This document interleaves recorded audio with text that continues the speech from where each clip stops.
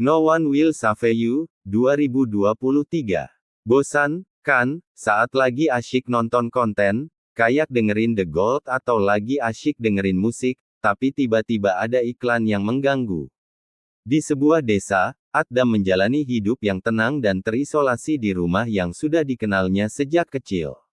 Desa ini aneh, karena dia tidak berinteraksi dengan orang-orang di sana, dan sebaliknya, orang-orang di desa juga tidak berinteraksi dengannya. Sehari-hari, dia sering berbicara dengan makam ibunya dan menulis surat untuk temannya yang bernama Mok. Selain keanehan pada orang-orang di desa, halaman depan setiap rumah juga aneh, karena rumputnya mati dalam bentuk lingkaran-lingkaran yang aneh. Apa sebenarnya yang terjadi di desa ini? Pada malam itu, setelah dia menulis surat untuk Mok, temannya yang meninggal karena suatu kecelakaan, dia tidur seperti biasa. Semuanya berjalan lancar sampai beberapa saat kemudian, tiba-tiba terdengar suara dari atap, lalu semua lampu di desa padam. Gadis yang sedang nyenyak tidur itu terbangun karena suara-suara yang mengganggu. Setelah memeriksa, dia menemukan sesuatu yang sangat menyeramkan. Sesuatu itu sedang mengobrak-abrik tempat sampah di depan rumahnya. Belum sempat berpikir lebih jauh, tiba-tiba pintu rumah terbuka dan makhluk aneh masuk. Makhluk itu mengeluarkan suara geraman yang menyeramkan seolah-olah tahu ada sesuatu yang mengawasinya. Sementara itu, gadis itu sangat ketakutan. Dia berusaha untuk diam dan tidak bergerak. Setelah makhluk itu tidak menemukan keanehan, dia mundur. Namun, saat makhluk itu berbalik, gadis itu tidak sengaja membuat suara, dan makhluk itu kembali. Begitu mendengar suara aneh itu, makhluk itu langsung mendekati sumber suara. Gadis itu segera mencari tempat bersembunyi dengan jantung yang berdebar tak beraturan. Makhluk itu perlahan-lahan mendekat sambil bergumam dalam bahasa yang tidak dimengerti, sebelum akhirnya memberikan sinyal dan pergi. Gadis itu segera keluar dari persembunyiannya, mengunci pintu, dan memeriksa sekeliling rumah. Tiba-tiba, terdengar suara dari atap. Saat itu, gadis itu langsung tahu bahwa makhluk itu tidak pergi, melainkan bersembunyi di atap, menunggu mangsanya keluar. Sepertinya makhluk aneh ini jauh lebih pintar dari yang dia bayangkan. Gadis itu buru-buru mengunci pintu, sebelum suara langkah kaki yang berat itu kembali lagi. Tepat saat itu, semua alat elektronik di rumahnya mulai berfungsi tidak normal. Sepertinya makhluk aneh ini memiliki kekuatan psikis untuk mengendalikan alat elektronik demi menemukan lokasi mangsanya. Gadis itu yang sadar akan hal ini segera mencabut semua colokan elektronik. Dia tidak tahu bahwa tindakannya itu membuat makhluk itu sangat marah. Begitu makhluk itu menemukan mangsanya, dia menggunakan kekuatan psikisnya untuk mengunci pintu, mengurung gadis itu di dalam. Ketika melihat mangsanya ada di dalam genggamannya, dia mendekat dan menjulurkan jari-jarinya yang panjang dan hijau pucat untuk menyentuh pintu. Gadis yang melihat itu sangat ketakutan sampai mendorong pintu dengan kuat, membuat makhluk asing itu terlempar. Setelah diserang, makhluk asing itu menggunakan kekuatan psikisnya untuk menyerang mangsanya dan menghancurkan barang-barang dengan marah. Sementara itu, gadis itu berusaha merangkak menjauh dengan sekuat tenaga sebelum dia diseret oleh makhluk itu. Di saat itulah, dia melihat dengan jelas bahwa makhluk asing itu memiliki bentuk mirip manusia, tapi kulitnya abu-abu dan matanya bulat besar. Saat makhluk asing itu menggunakan kekuatan psikisnya untuk menarik tubuh mangsanya, gadis itu berhasil mengumpulkan keberanian dan menggunakan tongkat sapu untuk menusuk tengkorak makhluk asing itu hingga menjerit dan akhirnya tak bergerak. Sepertinya kulit makhluk itu tidak jauh berbeda dengan manusia, tapi mereka bisa berburu mangsa karena memiliki kekuatan psikis untuk menipu atau memburu mangsa. Keesokan paginya, gadis yang tidak percaya dengan kejadian itu pergi untuk memastikan apakah itu hanya mimpi atau kenyataan. Namun, begitu dia turun ke lantai bawah, dia menemukan mayat yang tergeletak di sana. Gadis itu membungkus mayat itu dengan kain dan mencoba menelepon seseorang, tapi sepertinya karena kejadian semalam, listrik di seluruh kota mati. Jadi dia memutuskan untuk keluar mencari bantuan. Tidak lama setelah dia keluar, dia menemukan kejadian menyedihkan saat melihat sebuah mobil terbalik di tengah jalan, tapi tidak ada pengemudinya. Selain itu, dia juga melihat lingkaran aneh yang ukurannya lebih besar dari sebelumnya, yang menunjukkan bahwa ada lebih dari satu makhluk aneh di sekitar sini. Tapi mereka belum menyebar terlalu jauh, karena penduduk desa di sekitarnya masih hidup normal. Di kantor polisi, gadis itu datang untuk meminta bantuan dan berusaha memberitahu semua orang tentang apa yang terjadi, tapi sebelum dia sempat berbicara, ludah dari mulut seorang wanita paruh baya mendarat tepat di wajah gadis itu. Sepertinya kenangan pahit di masa lalu masih menghantui pikiran wanita paruh baya itu, itulah mengapa dia menunjukkan perilaku seperti itu. Meskipun sudah 10 tahun berlalu, rasa sakit karena kehilangan orang yang dicintai masih membekas dalam ingatannya. Tatapan, tindakan, dan perilaku orang-orang di kota tampak aneh. Mereka bertingkah seolah-olah dia tidak ada, dan menatapnya dengan tatapan jijik. Alasan mengapa ini terjadi mungkin karena kematian Mok, mantan teman dekatnya. Semua orang menganggapnya sebagai pembunuh yang kejam terhadap temannya sendiri. Dan ketika semua tekanan itu menimpanya, gadis itu memutuskan untuk meninggalkan kota ini untuk memulai hidup baru di tempat lain. Selain itu, lingkaran yang dia lihat juga bertambah, yang berarti invasi telah meluas. Saat dia dalam perjalanan pulang, seorang pengantar surat mengeluarkan suara aneh di telinganya. Brin mendorong pria itu karena terkejut. Ketika keributan terjadi, pengemudi mobil mengerem mendadak, dan pria itu jatuh ke tanah dengan keras, tapi dia bangkit dan mematahkan tulang-tulangnya. Brin yang melihat itu sangat terkejut, karena orang normal tidak bisa melakukan itu. Dia segera lari dari bus sebelum pria itu mengejarnya. Dia berlari ke pemakaman dan tidak sengaja melihat makam Mok. Tiba-tiba, angin kencang bertiup. Badai hujan besar bergerak menutupi seluruh area. Brin mencoba lari lagi sampai dia bertemu sekelompok orang dengan lengan yang menjulur panjang. Saat itulah dia tahu bahwa sekelompok orang itu bukan manusia, tapi makhluk luar angkasa. Dia melihat sesuatu di leher sekelompok orang itu, yang berfungsi seperti virus yang membuat manusia menjadi bagian dari mereka. Begitu dia melihatnya, mereka mendekatinya. Brin segera pulang dan memeriksa mayat alien pertama yang dia bunuh tadi malam. Ternyata mayat itu masih di tempatnya dan mengeluarkan bau busuk.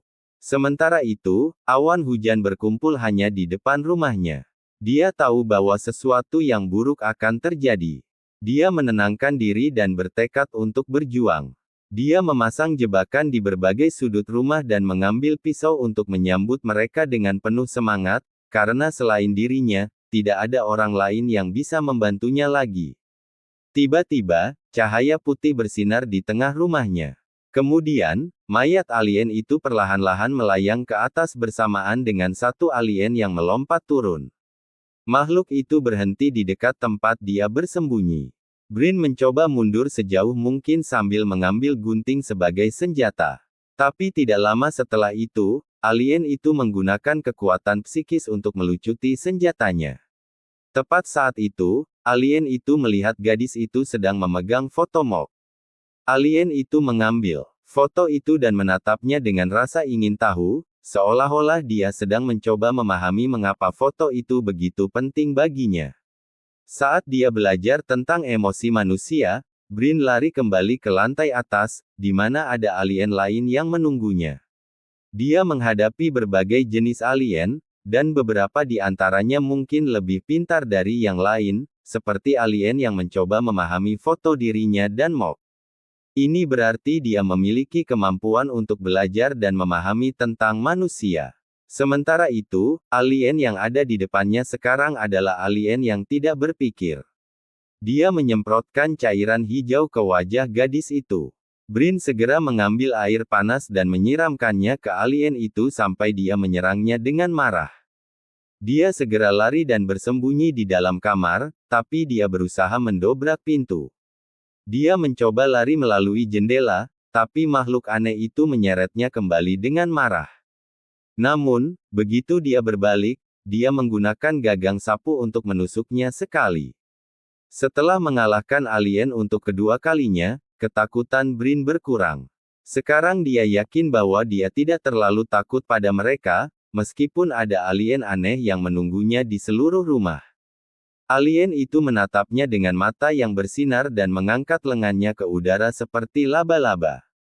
Dia mengejar Brin ke hutan, di mana dia bertemu dengan pengantar barang yang menunggu untuk menyerangnya. Ketika dia diserang, alien yang mengikutinya terlihat sangat tidak senang. Dia membuat simbol di langit. Begitu simbol itu bersinar, seberkas cahaya putih ditembakkan dan mengurung tubuh pria pengantar barang itu, sementara tubuhnya dikirim keluar angkasa. Brin melarikan diri dari makhluk yang terus mengejarnya, dan akhirnya, dia tergelincir dari atap. Dia menyerangnya dengan marah. Dia berlari dan bersembunyi di dalam mobil, tapi alien itu tidak menyerah untuk mengejarnya. Brin mengunci alien itu di dalam mobil sebelum dia membakarnya hidup-hidup. Dan apa yang terjadi ini membuat seberkas cahaya besar kembali mengitari mobil dan mengejarnya sampai dia masuk ke dalam seberkas cahaya itu perlahan-lahan menghilang. Setelah masuk ke dalam rumah, alien yang ada di ruang bawah tanah diam-diam mengikutinya ke dalam kamar dan mengawasinya melalui celah di pintu. Dia memindai seluruh ruangan sampai dia menemukan foto dirinya dan Mok. Sementara dia mencoba memahami foto-foto itu, dia mengambil kesempatan itu untuk mencoba menyerangnya dari belakang, tapi makhluk itu tahu dan berbalik untuk menyerang balik sampai dia terlempar ke dinding. Dia memutar tubuhnya untuk menghadapi gadis itu seolah-olah tidak ada tulang, dan akhirnya, cahaya aneh itu berhasil menangkapnya, tapi kali ini berubah menjadi merah, yang membuatnya tidak bisa bergerak. Makhluk itu bermain dengannya sampai dia puas. Dia menahannya di langit-langit dan mengeluarkan suara aneh seolah-olah sedang bernyanyi. Matanya bergerak bola-balik sebelum dia memuntahkan sesuatu ke dalam mulut gadis itu, dan gambar menjadi gelap. Dia terkejut dan bangun di pagi hari, dan dia menemukan bahwa apa yang terjadi tadi malam hanyalah mimpi buruk, karena kondisi di dalam rumahnya kembali normal seolah-olah itu tidak pernah terjadi, termasuk desa kecilnya. Tapi meskipun itu hanya mimpi, dia mendengar suara seseorang, dan orang itu adalah Mok, temannya yang sudah meninggal. Brin sangat terkejut, tapi Mok membelai kepalanya untuk menghibur sambil meminta maaf dengan air mata. Tiba-tiba, semuanya mulai kacau ketika Mok terus-menerus meminta maaf dan mulai menjerit dengan suara alien. Brin menarik makhluk yang ada di lehernya, dan itu membuatnya kembali ke dunia nyata. Dan benda asing yang masuk ke dalam mulut manusia itu mungkin adalah sesuatu yang terhubung dengan otak, sehingga alien itu dapat mengetahui masa lalu orang itu dan menciptakan identitas di dalam otak manusia sehingga mereka dapat menikmati momen-momen bahagia, tapi pada saat yang sama, itu juga membuat manusia berada di bawah kendalinya. Dia membuka seberkas cahaya dan menarik kembali tentakel gurita itu untuk digunakan mengkloning tubuh gadis itu. Dia berdiri menatapnya dan membiarkannya pergi. Tapi sekarang, tidak ada tempat yang aman lagi, atau mungkin seluruh dunia sudah dikuasai oleh alien. Dan tiba-tiba, dia terhisap ke dalam pesawat luar angkasa dan menemukan dirinya berada di aula besar yang dikelilingi oleh alien, dan mereka sedang mengamati pikiran dan momen terpenting dalam hidupnya.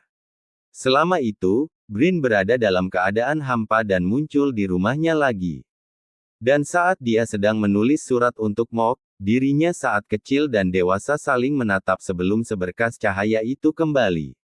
Ini membuat Brin menghadapi kesalahannya sendiri, dan adegan itu beralih ke saat dia bertengkar dengan Mok. Brin dewasa berbalik dan mendorong dirinya yang masih kecil sampai jatuh, karena dia tahu apa yang akan terjadi selanjutnya. Tapi itu sudah terlambat, karena Brin kecil mengambil batu dan menggosokkannya ke wajah temannya sampai mati. Meskipun itu kecelakaan, itu tetap kesalahannya. Dan sekarang dia tahu mengapa dia merasa bersalah sampai sekarang. Dirinya saat kecil dan dewasa terus saling menatap, dan sepertinya dia merasa lega, karena dia sudah memaafkan dirinya di masa lalu. Sementara itu, alien mengamati dengan rasa ingin tahu. Brin dibawa kembali ke aula besar lagi. Lampu berwarna-warni menyinari wajahnya, dan itu membuatnya tertawa kecil pada dirinya sendiri, karena dia telah menyelesaikan masalah rasa bersalah di masa lalunya, dan sekarang dia tersenyum pada dirinya sendiri dengan tulus tanpa harus berpura-pura lagi. Saat dia mengendarai sepeda keluar dari rumahnya, dia merasa semuanya aneh. Dia melambaikan tangan kepada tetangganya, dan tetangganya melambaikan tangan kepadanya dengan senyum juga.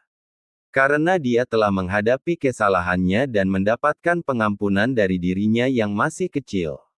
Di pesta desa, Brin menari dengan gembira, sementara itu, pesawat alien masih mengambang di langit. Itu tidak kemana-mana, dan sepertinya invasi mereka berhasil. Tidak ada yang tahu mengapa mereka melakukan itu, dan alasan mereka membantu Brin adalah karena dia menarik, dan tujuan mereka bukan untuk membunuh manusia sejak awal. Mereka hanya datang untuk mempelajari makhluk yang disebut manusia.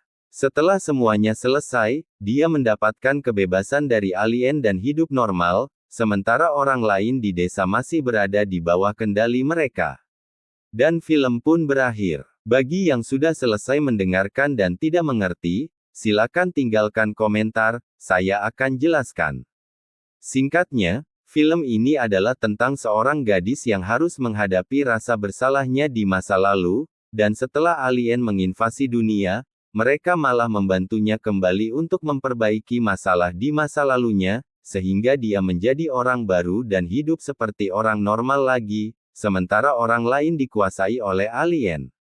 Akhir cerita ini mungkin dianggap bahagia oleh beberapa orang, karena Brin bisa mengatasi rasa bersalahnya dan memulai hidup baru, tapi beberapa orang mungkin menganggap akhir cerita ini menyedihkan, karena dia kehilangan banyak orang yang dicintai, baik keluarga maupun teman-teman. Itu sebabnya dia harus hidup sendirian. Parahnya lagi, dunia juga dikuasai oleh alien.